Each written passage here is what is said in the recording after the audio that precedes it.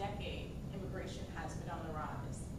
In 2000, 11.1% of the American population was comprised of foreign-born residents, and that number has increased in just 9 short years to 12.5%. And I feel as though in the next 10 years, who knows where that number is going to be. And I don't know if any of you guys have a mother like mine, but every day before I went to school, she would tell me to be aware of my surroundings. So as residents of this country, I feel as though it's important for us to be aware of the changing demographics around us. As a matter of fact, it even affects things like the labor market and access to health care. And the Organization for Economic Cooperation and Development cite access to health care and job opportunities as two of the most important indicators of a good quality of life. So now, in this speech, I'm going to show you how to go from a foreign resident to an American citizen. But first, we need to figure out what to do to qualify.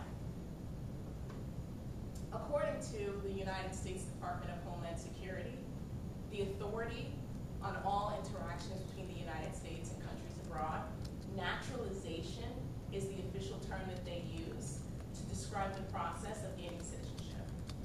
So now let's see how to qualify for naturalization. So in order to qualify for naturalization, you need to be at least 18 years or older, have lived in the United States for 5 years, and within those 5 years actually be present within the borders of the United States for half that time, so 2.5 years approximately, and also not have committed any federal or state offenses. So for the time being, I'm just going to assume that we all have lived within the United States and don't have any major criminal offenses. So now that we all qualify for immigration, what do we do next? Well, next we fill out what's called the Form N-400 application for naturalization, which is a 21-page document, and it details where you lived before and where you currently live now, and why you want to become a citizen. This has to be filled out, though, and submitted with a $680 filing fee. And as a matter of fact, Homeland Security has actually rejected applications that have submitted either the wrong amount or haven't submitted a fee with their application. So it's important to do that. I actually interviewed my mother, Wendy Hazel, who went through the immigration process in the mid to late 1980s.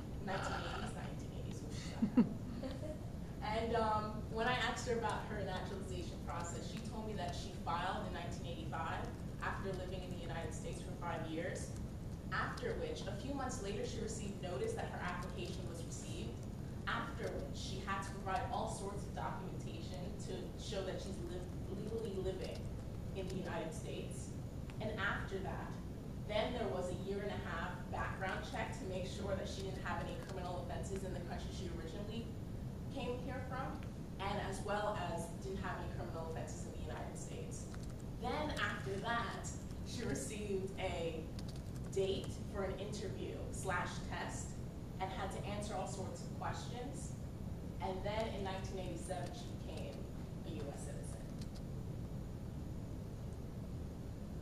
So now that we've gone through the qualifications, we need to know now, and we applied and passed the background check. Now we receive a date for an interview/test.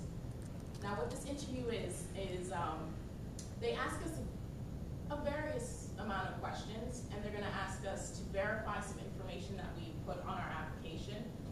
And they're also going to ask us 2 types of questions. It either falls to the subject of English or civics. English questions are just to verify that we have a basic comprehension of the English language. We can read, write, and speak English. But the civics questions are the hardest ones. Those are the ones that are based on the legalities of living in America.